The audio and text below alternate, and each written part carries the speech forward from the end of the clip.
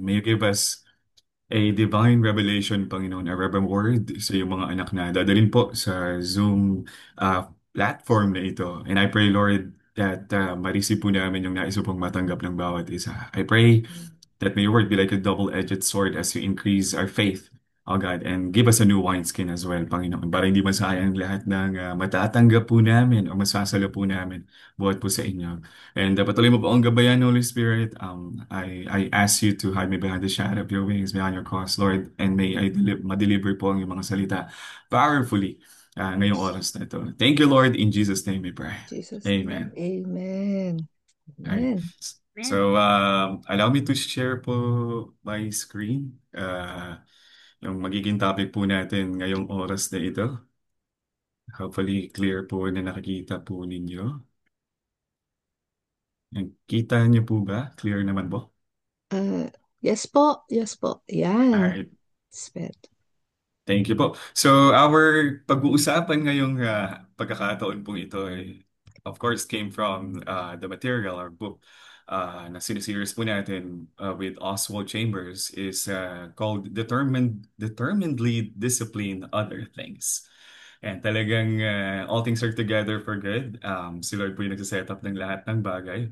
So, ang Bible text po natin today ay matatagpuan po sa Second Corinthians chapter 10 verses 5 to 6. Sabi dito, we destroy arguments and every lofty opinion raised against the knowledge of God and take every thought captive to obey Christ, being ready to punish every disobedience when your obedience is complete. Amen. Sino po yung alam or nabasa na po ang salitang ito ng ating Panginoong Diyos?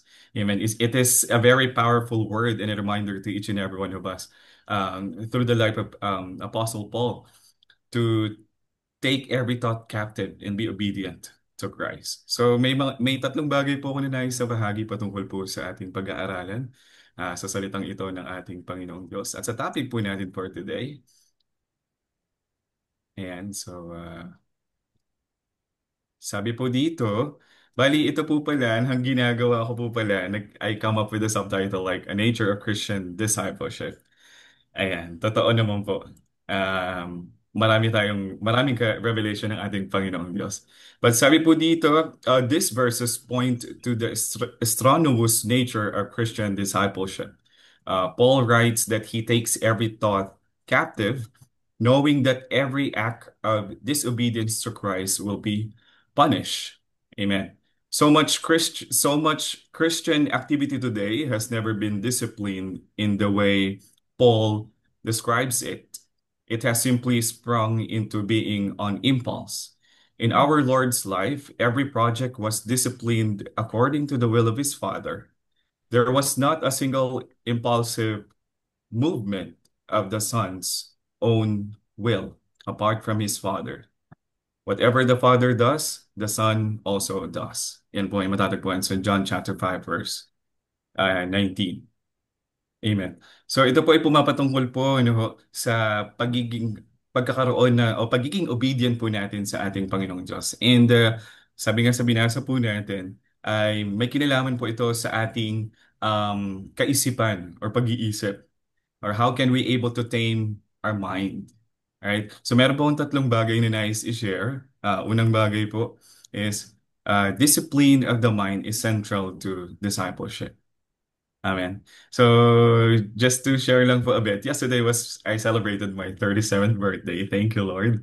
Ah, Um, this. sabi ko nga po kay God, ay blessing din ng Panginoon at the same time because nag-celebrate ako ng birthday tapos po nag-grant po na mapabilang po ako sa scholarship as being part of the seminary school under Truett na nakaibuti ng Panginoong Diyos na hindi ko po akalaing ako po ay tawag nito mapapabilang.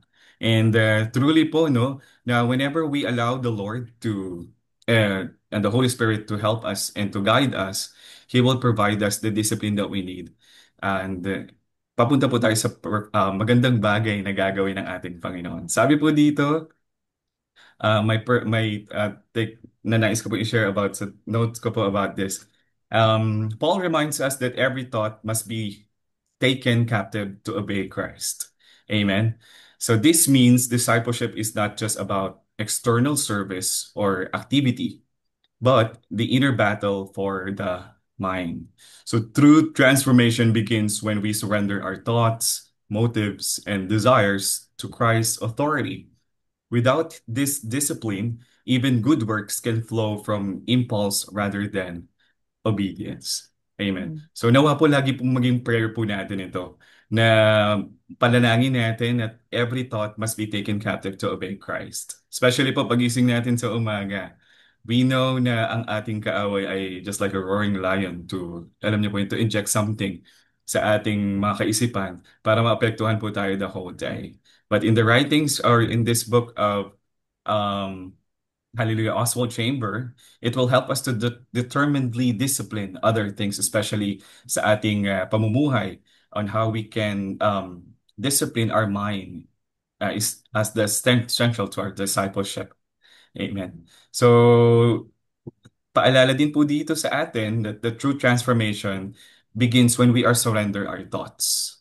So, kung ano po yung mga um, laging pumapasok sa kaisipan natin, especially when may mga times na hindi po tayo, alam niyo po yun, walang ginagawa. Let us surrender it unto the Lord. Kasi po ang kaaway ay nag inject ng mga negative thoughts and ideas na hindi galing sa ating Panginoong Jesus kapag may mga idle moment ng buhay natin. Even our motives sa mga ginagawa po natin, surrender it unto the Lord. Amen. Because sometimes when we do something, we thought na akala po natin ay nagagawa o ginagawa pa natin para sa Panginoon, pero yung pala ay for our self-gain. But let us always be reminded that it needs to be all for the glory of God. We need to surrender our motives and our desires to Christ's authority. Kung ano po, nawa po maging prayer din natin kung paano yung naging prayer ng ating Panginoong Jesus as how He obeyed His Father in John chapter 5 verse 19, that whatever the Father does, the Son also does. Amen. So, next po, sabi po sa sulat ni Oswald Chambers, true sincerity is found in obeying God, not in obeying the inclination to serve Him. Obeying an inclination is born of an undisciplined human nature. It's inconceivable yet true that many Christians are motivated to work for God by their own human nature, a nature which has never been spiritualized by determined discipline. Alam niyo po, nung inalaw po ng Panginoon na mapabilang po ako sa family ng Overflow, kasi po, short background lang. Galing po kasi ako ng ibang denomination. And naririnig ko na po ang Methodist.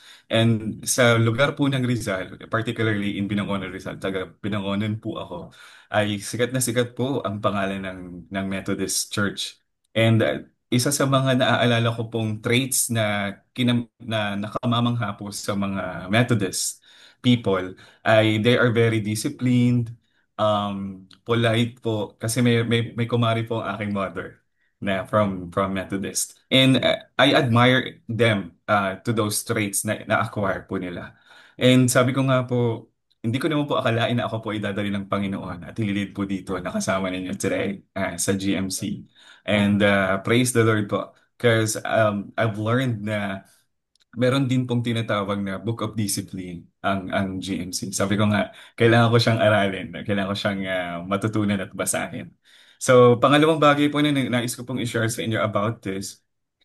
Obedience is the true measure of sincerity. Amen. Sabi nga po yan kanina. Sincerity in the Christian life is not shown by how much we want to serve or how passionate we feel, but by whether we actually obey God's commands and will. Feelings and inclinations can change, but obedience proves faithfulness. Alam niyo po, isa sa mga hindi ko makakalimutang commercial nung bata po ako is yung commercial ng Lemon Square ba yun? Tama ba? Basta po yung parang mga tinapay na may iba't ibang flavor at isa sa mga flavor doon is yung ube. Bakit daw po ube? Para ubay ng ubay. Mm. So habang ginagawa ko po ito kanina, ang daming paalala lang ng Panginoon sa akin na especially sa ating lahat po, no, na gusto ipaunawa sa atin ng Holy Spirit, that whatever we do, as we do it for God's glory, God is teaching us po to be more sincere in what we're doing. Kasi pwede po natin gawin ng isang bagay or sundin ng isang bagay without sincerity. Tama po ba? Parang ako po nung nag-work ako sa BPO, I've worked in the BPO industry for 8 years. I'm doing my job out of uh, yung nga, yung sa merong matatanggap na salary. Hindi po ako performer. Ginagawa ko siya kung ano yung task lang na inassign sa akin. And hindi po ako bida-bida. Parang hindi ako, ayoko na masyadong maraming trabaho. Hello po sa mga nag-work sa corporate at sa mga nag-work ngayon. Pero alam niyo po, ang pinaunawa sa akin ni God doon is about it has something to do with the sincerity of what I'm doing. Since I've learned in His Word that whatever we do, with whether we eat or drink, do it all for His glory, as He is really our boss, ay tinuruan po, pinalalim ng Panginoon yung tinatawag na obedience sa akin in the true measure of sincerity. So I praise the Lord for God po. Especially today na andito po ako sa Daybreak Global. Shinare lang po sa akin ni Ate Celia yung ganitong ministry or gathering. Sabi ko, tama-tama kasi po, nung nag-decide po kasi ako na tumugon sa call as being one of the candidates to the ministry just last January of this year, I decided to uh, take a risk na mag full-time at hindi po magtrabaho. So from that day on, up until today, ay grabe po yung provision and supplication ng Panginoong Diyos. Hallelujah. And pangatlong bagay po, sabi po uli sa sulat po ni Oswald Chamber, we are prone to forgetting that as Christians, we must be committed to Jesus Christ, not only for salvation, but for his point of view. We must commit ourselves to Jesus Christ's view of God, of the world, of sin, and of the devil. When we do, we will understand that we have responsibility to renew our minds so that they may be transformed and brought into complete captivity for Him. Isa po sa testimony ng buhay ko is how the Lord changed my mind. Growing up, andun po ako, lalo na po nung 90s and early 2000, andun po ako sa tinatawag na identity crisis. So, grabe po yung, ano nun anong tawag doon? Ano bang tawag term? Parang yung pang-trip or pang-lilibak sa mga nasa ganong pinagdadaanan ng mga adolescents na they are having a hard time identifying their identities, and I'm one of those na dumating po sa point na pagsasakay ako ng jeep, alam niyo po yun, na babastos, namumura. Alam niyo po yun. I've experienced that. But because I've encountered the Lord Jesus Christ as Jesus used an individual na makilala ko po ang Panginoong Hesus, binago ng Lord ang lahat po sa isipan ko, sa puso ko, in my spirit, deep within me. And with that, I decided to follow and obey the Lord Jesus Christ. Amen. And matanim siya sa aking kaisipan, sa aking puso. Kasi po, ano po ako panatiko po ako ng mga supernatural things. So talagang take captives ko ang aking mind talaga sa ating Panginoong Jesus. Pangatlong bagay po about this that I wanted to share is true discipleships means surrendering every thought to Jesus. Amen. Sabi nga po, I I wrote here na bringing our minds into complete captivity for Christ means submitting even our hidden thoughts, values, and attitudes under His authority.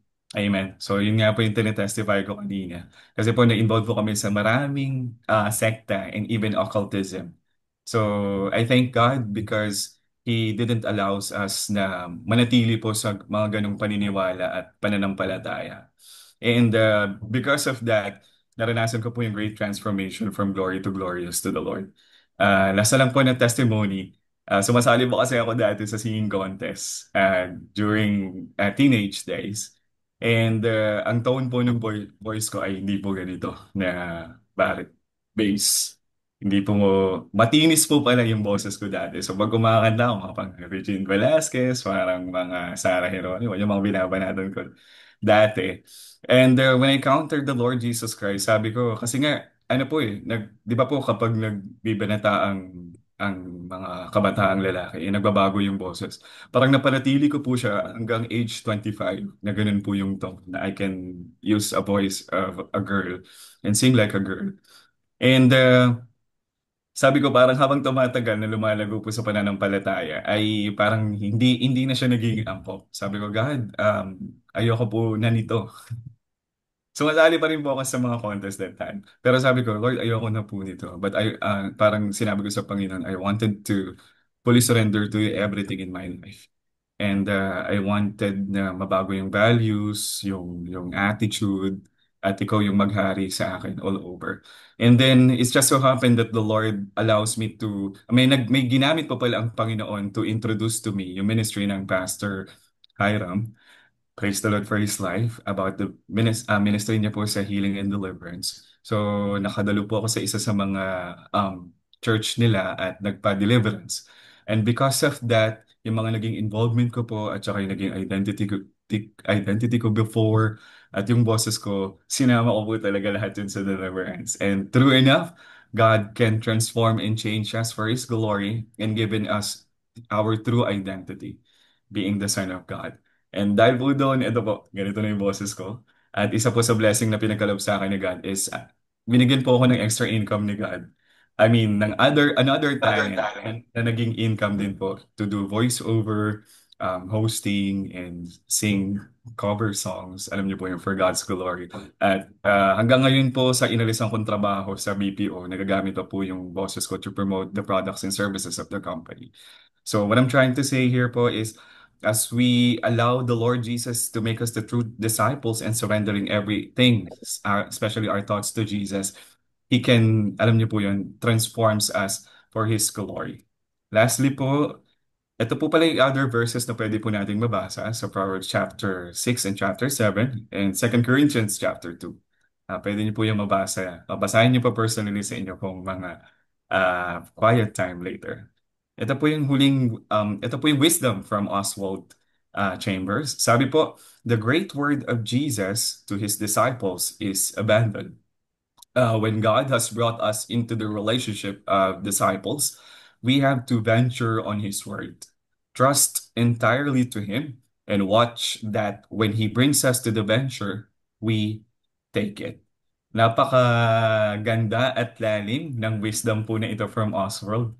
Kaya, inano ko po siya, hinimay-himay at humingi ng tulong kay, sa AI.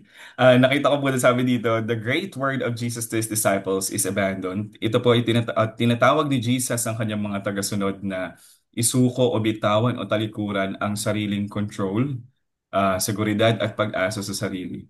Na ang tunay na pagiging alagad ay nangangailangan ng pagtalikod sa sariling kagustuhan at lubos na pagtitiwala sa Kanya. Yung part po naman na when God has brought us into the relationship with disciples, we have to venture on His word.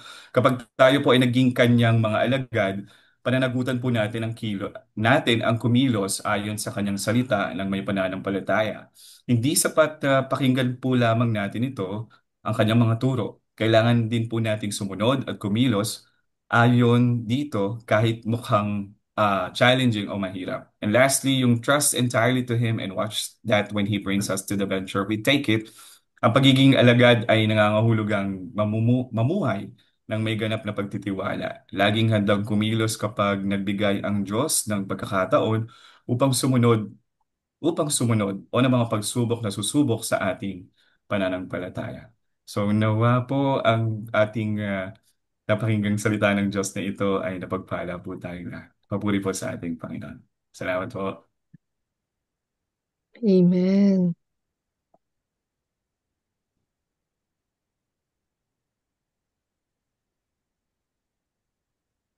Stop sharing po. Amen po. Ako po ay sadyang nabibless sa buhay ni Brother Edma. Nung last week po ng August, inas ko po siya, sabi ko, Brother Edmar, sabi ko, baka ako may sinasabi sa akin ng Holy Spirit na ikaw ang invite ko to lead us sa Tuesday group. Tapos, wala siyang, wala alinlangan, nag-yes agad siya. And sabi ko nga, thank you for obeying the Holy Spirit. And sabi ko nga, na-bless din ako dahil nag-birthday siya yesterday, nag-greet ko siya. Tapos, sabi ko parang tamang-tama yung pagka si Lord talaga ang tawag dito, yung nagplan, di ba? Birthday niya. At the same time, eto siya ngayon, first time niyang mag-lead and alam ko masusundan at masusundan pa to. And we are so blessed, di po ba, nakasama natin siya ngayon. And kahit puyat pa yan, magkakasama kami kanina sa klase, mga puyat. Sabi ko, kakayanin kaya ni Brother Hedmar. And I'm thankful din po, kaklase ko din siya sa Ministry of Candidate. So, we are thankful, Brother Edmar, and syempre, na-bless kami. And I know we are all so blessed as well po. So, again po, happy birthday. Mamaya po ipag-pray namin kayo. So, let's see, mga kapatid, dadako na po tayo. Meron po bang gustong mag-share? At least meron pa po tayong time. And we thank God for the wonderful, inspiring thoughts, Brother Edmar. God bless you po. So, meron pong gustong mag-share. Kung mayroong nagrema sa inyo, kahit sandali, kahit konti, alam ko marami namang nagre-rema sa atin, di ba? Sa dami, hindi natin alam kung ano yun. Ilan po tayo nandirito? 12, 13, 14. Yan, baka po merong gustong mag-share kahit konti. Yung mga kasama ko kanina, nagpuwet sila, Pastor Rory, yan. Ka-bless, nagkakasama-sama tayo sa hirap at ginhawa. For God's glory. Si Tito Jel, yan po. Pastor Queenie. Good morning po sa ating lahat. Good afternoon dyan sa Pilipinas. Ay, sige, habang nag-iisip po tayo, nadako na muna po tayo i-share. Let me share this po, yung ating, ayun, ayan. Di ba nga po, sabi nga, laging sinasabi sa atin ni Lord na yung goodness niya is always with us. Nakakatuwa po yung bang, narinig natin yung testimony ni Brother Edmar. And siguro some of us din, meron tayong mga karanasan na gano'n. So we give glory and honor and praise sa kabutihan ni Lord na kahit anong nangyari sa mga past natin, kahit saan tayo, pinupulot pa rin tayo ni Lord at ginagawa niya tayong yung parang mamahalin na Allah, ano ba yun? Parang basta yun, napaka-special tayo sa Kanya. 'Di ba? As long na tinanggap natin siya bilang ating Panginoong Jesus and Savior. Amen po. So, according dito, 'di ba? So, dapat lang talaga na i-praise natin siya, i-worship natin siya, and can we have a minute of pray yung let's worship him na iparamdam natin sa kanya kung paano natin na-appreciate yung kabutihan niya sa atin, yung faithfulness niya sa atin through our praise, through praising His name. A minute po, yung pong able mag-unmute, sabay-sabay po nating kalambagin ang kalapag, ano ba yun? Let's blast the heaven para iparamdam natin kung paano rin tayo nagagalak, that we have the joy in our heart praising and lifting His name on high. Sige po mga kapatid, in a minute po, let's praise Him. Hallelujah, Lord Jesus, we Hallelujah. Yes, thank you. Lord, we give you Hallelujah, all Lord, the thank praise. you. We give you Thank you all the for Glorify your you. glory, O Thank you, goodness, God. for Father your God, Jesus For Christ, faithfulness, for you for your your so Son. love, deserve, Father. Thank you Panginoon because Lord. Sa you You iyo are are lang so natin worthy. great. You're so papurihan, Worthy, you awesome. Panginoon. are Lahat worthy, po Panginoon nandito Lord, po, Jesus na-appreciate po Christ, to namin ang receive, Lord inyong of to Dios, be Lord, given Father, the King of highest of Kings, and praises, the O lamang Lord na God, of on your Lords. namin Thank ang people, you Lord. for our heart. kasabihan, Thank you. Maraming kasabihan salamat, ng Panginoon Lord. Lord. It Not leaps only for for what you joy. do for us, And but with also the for song who I you praise are, you. who you And say thank you you, are, Jesus O Christ, God. for you're Indeed, good. Lord. Amen, amen. I know. Buti niyo Praise sa God. amin. Salamat Thank you. in Jesus' name. Amen. Amen, amen, amen. Salamat po si Lord. Yan. Sabi nga, di ba, lagi tayo nire-remind ni Lord sa anuman pong mga katayuan natin sa buhay, sa anuman pong kalagayan natin, lagi natin siyang iisipin, lagi natin siyang papahalagahan. Hindi lang yung sa last minute of our life. Kundi happy moments, andun yung pagpupuri sa Kanya katulad ng ginawa natin. And may mga difficult moments tayo, may mga pinagdadaanan tayo, let always seek Him. And may quiet moments kung paano yung mas mas magiging deeper yung relationship natin sa Kanya. And we have also this painful moment, may mga nangyayaring masasakit sa atin. Let's always trust God na hindi niya tayo iiwan at hindi niya tayo pababayaan. And in every moment, let's thank God. Kasi love niya tayo. So, ito nga po, lagi rin remind yun the fruit of the Spirit. Mahirap man gawin ng lahat to, pero everyday kapag i-remind natin ang sarili natin, the Holy Spirit will fill us and will help us na gawin sa ating buhay ito. So we cannot do anything without the help of the Holy Spirit. So thank you, Lord God. So dako na po tayo sa ating panalangin, which is yung we have this joyful heart in praying. Di ba ramdam na ramdam natin kung paano kumikilos si Lord sa atin, and ramdam natin yung kung paano tayo pinapangunahan ng banal na Espiritu sa ating pagkakaisa through prayer. So today is Tuesday, the second Tuesday of September. And ang seventh pillar of society is prayer for nation and government and the whole world as well. So, pwede po bang at this time, i-request ko po si Pastor Rory to lead us for this prayer and let's also sumabay na rin po tayo in silence sa kanya in praying for the nation, in praying for the government, in praying for the whole world, especially sa Philippines. Yung mga pilay, Panginoon, yung patay, Panginoon, binuhay po ninyo. Same God, O Lord, noon, ngayon, at magpakailanman. Kaya, Holy Spirit, just move mightily upon our situations, O Lord, at hayaan mo, Panginoon, na maramdaman namin sa mga oras na ito ang tunay na pagkilos ng inyong kapangyarihan, kapangyarihang pagpapagaling sa bawat isa sa amin. Salamat, Ama, sa araw na ito, sa tunay na pagpapala ng mga salita, Panginoon, na tunay na maaasahan, Panginoon, sa bawat sitwasyon ng bawat isa. Thank you, Lord, for today.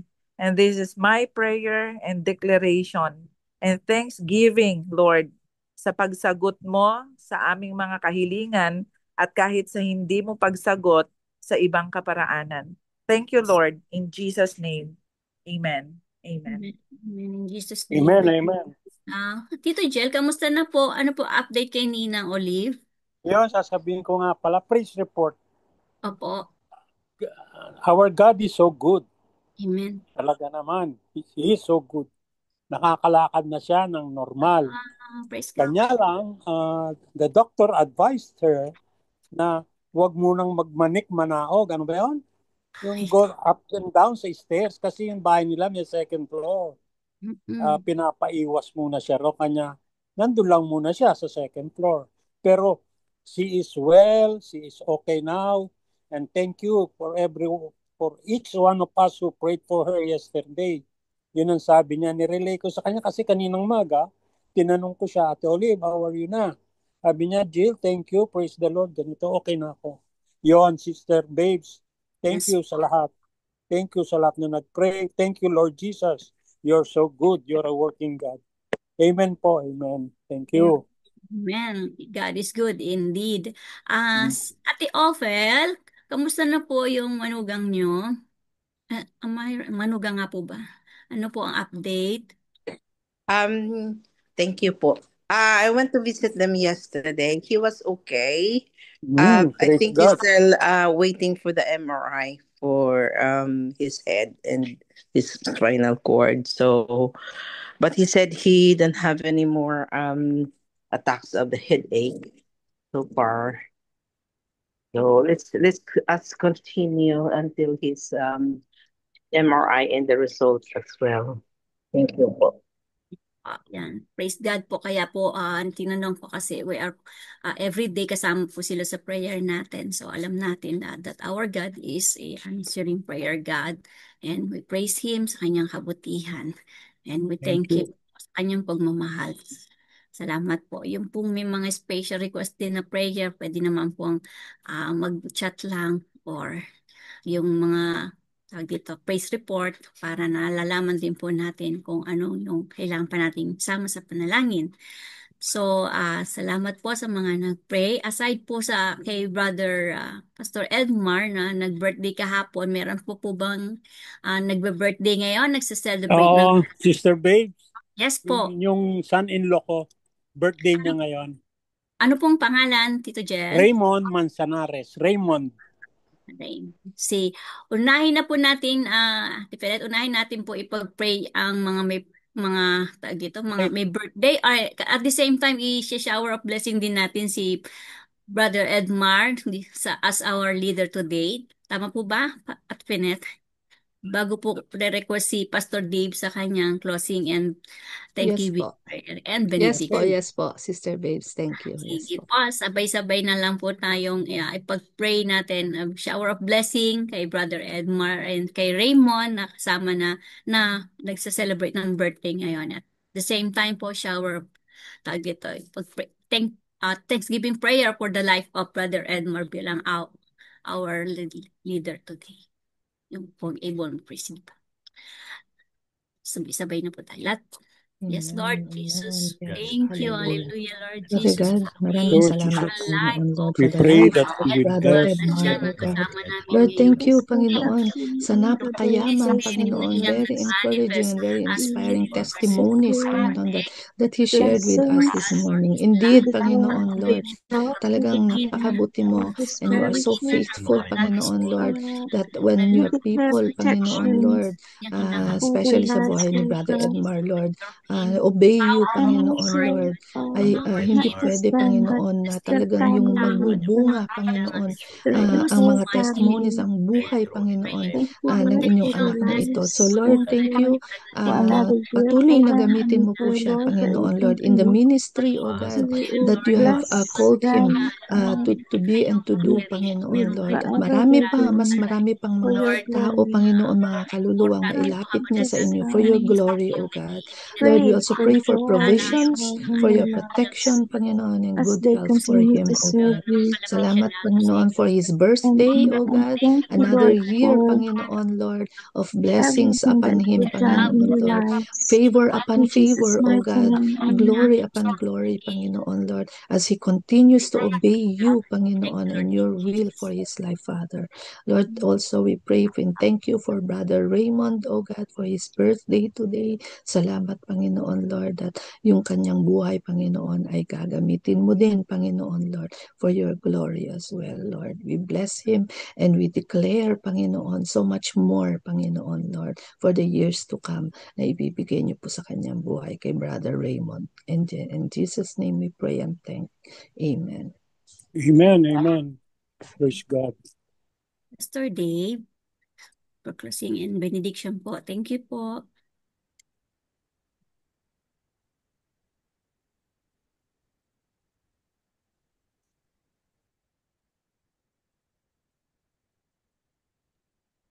Nakamute po kayo, Pastor Dave.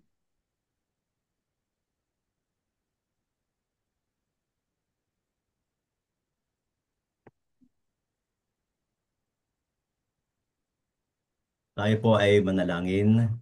Dakilang Diyos, maraming salamat po muli na pinagpala mo kami ng mga sariwang pamamahayag mo sa amin, mga sariwang pagtuturo at maging Panginoon, mga sariwang pagtutuwid sa amin, Panginoon. Nalalaman namin, Lord God, na napakahalaga sa isang matagumpay na buhay Kristiyano ang pagsunod at ang pagiging masunurin. Panginoon, salamat po sa pagkatalam namin na sa bawat araw ay meron kang nakalaan na mga pagpapala na higit pa sa maaari naming hilingin at isipin. Salamat din, Panginoon, sa katotohanan na sa aming pagsunod ay ibibigay mo sa aming Panginoon ng mga pagkakataon na lalo pa namin itong pag-ibayuhin, Panginoon, sapagkat sa pagsunod ay ikaw ang nalulugod, Panginoon.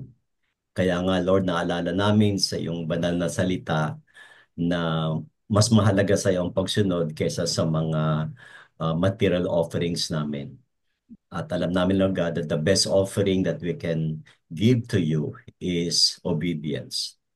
At salamat, Lord God, kay Brother Edmar sa kanyang obedience, Panginoon, na maging bahagi at manguna sa aming panalanginan sa araw na ito. Salamat din, Panginoon, sapagkat alam namin sa pananampalataya at pag-asa at pagtitiwala, ang lahat ng aming dinala sa iyo ay iyong sinagot na, Panginoon, ayon sa iyong paraan at panahon. At ngayon, tanggapin natin ang masaganang pagpapala ng Diyos. Now go, receive, and take with you the blessings of God the Father, the Creator of heaven and earth. Receive and take with you the unfailing love of God through Jesus Christ our Lord, who redeems us from our sins. Receive and take with you the empowerment of the Holy Spirit. His mighty presence be upon us, so that every day and forever we will overcome. In the name of the Father, the Son, and of the Holy Spirit. Amen and amen. Amen. Amen. Thank you, Amen. Brother Edmar. Shalom, Amen. everyone. Amen. Thank Shalom. you.